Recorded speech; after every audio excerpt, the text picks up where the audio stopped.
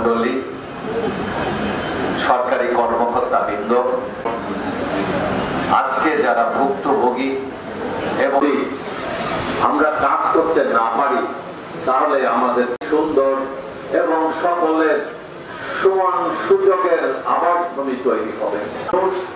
এই সুবিধাটা ভোগ করছে এবং এই সুবিধার অধিকার বঞ্চিত নারীরা এইটুকু উপকার। 2000 সালের 24শে জানুয়ারি সম্ভবত আইন প্রণয়ন হয়। অনুষ্ঠানের এই পর্যায়ে বক্তব্য প্রদান করার জন্য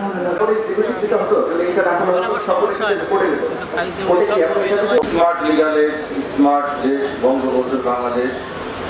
আজকের অনুষ্ঠানে বলা আছে 31 অনুচ্ছেদে যে আমাদের কি করতে হবে, আইনের আশ্রয় সবাই সমান আইন আশ্রয় লাভ করবে।